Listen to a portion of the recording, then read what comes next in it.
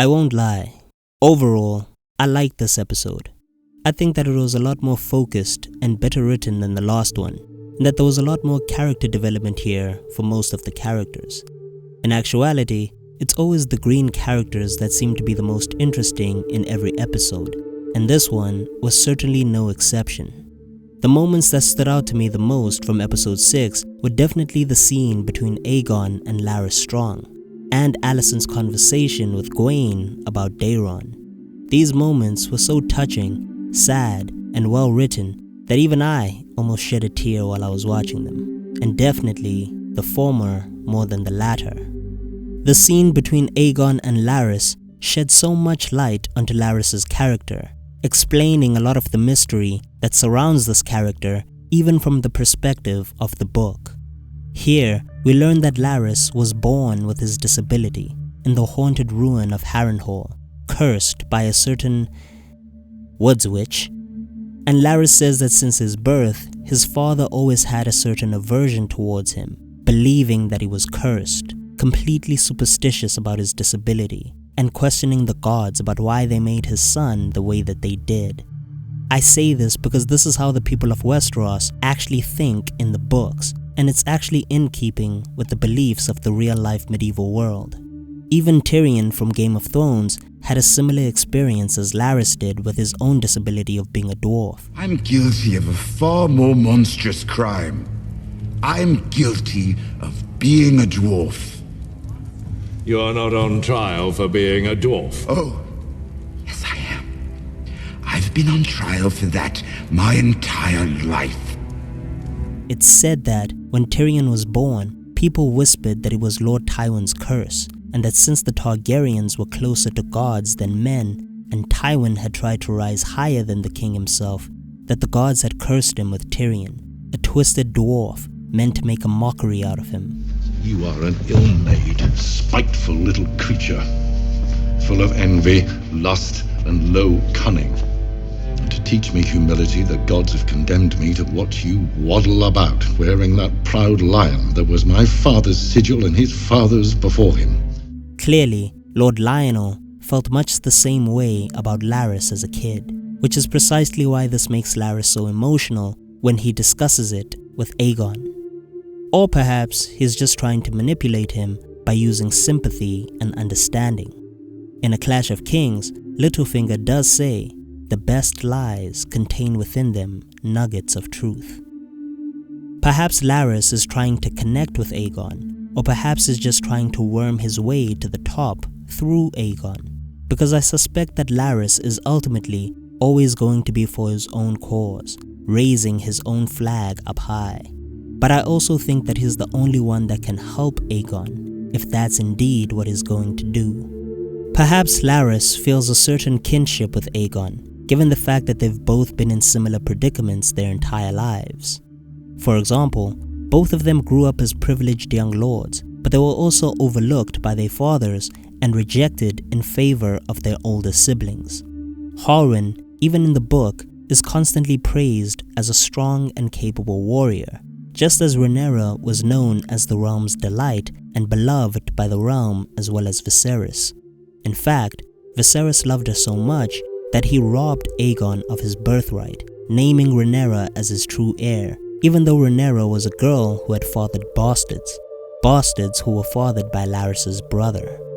Both of their siblings brought shame to their houses, and yet they were rewarded with praise, affection, and attention from all, least of all from their fathers. Therefore, Larys can sympathize greatly with Aegon, especially now that he is also disabled. Their relationship will be very important in the future of the story. Like I said, I also enjoyed the conversation between Alicent and GWAYNE pertaining to Daeron. I thought that it was a sweet and beautiful moment between these two siblings, who have clearly never spent a lot of time with one another. Throughout this conversation, they seemed a bit awkward as they communicated with each other, but GWAYNE's words about Alicent's son, Daeron, were so very sweet and warm. He's clearly a proud and devoted uncle, very attentive to his nephew's interests and caring for him. For example, he knows about his love of music and how he plays the lute as well as he swings a sword. he's aware of his cleverness and his courtesies, and I love how he ends it all by saying, "He's kind." Very sweet. AEMOND continues to be a joy to watch this episode as well, as his character is still pretty accurate to how it was described in the book. AEMOND did have an intimidating aura about him, and that's something that readers could probably glean from reading Fire and Blood. Obviously, people suspect him of being a kinslayer, and they know about his ruthless ambitions for the Iron Throne. But he is clever and pragmatic, and people are aware of his brutality and murderousness, so they are absolutely terrified of him, and I love to watch that play out on the screen. However, the fact that he fired Alicent from the small council is concerning and bewildering, because in Fire and Blood, Alicent stays in King's Landing for the entire war. She is a part of the small council, a very important part of it actually. However, since the show has butchered her character, maybe the best thing for her is to leave King's Landing. A part of me hurts to even say those words, but it's just true at this point of the story. Alicent was supposed to be one of the most iconic characters of this franchise, the catalyst for the Dance of the Dragons, and the brains behind the Green Council according to Fire and Blood.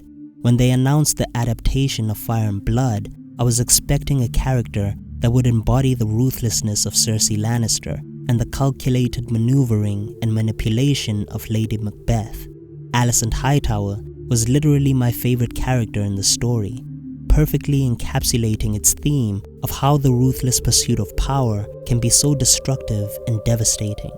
When she arrives in King's Landing, she's an innocent young girl, serving porridge and reading books to the king, Jaehaerys, and at the end of the war, she is murderous and mad, the widow of one king and the mother of a poisoned one. Power corrupted her, twisted her into a monster, and though she's the only survivor of the dance, her story ends tragically. But on the show, she's not nearly that interesting. It's honestly a crime what they've done to this character on the show, because butchered is an understatement to what they've done to her.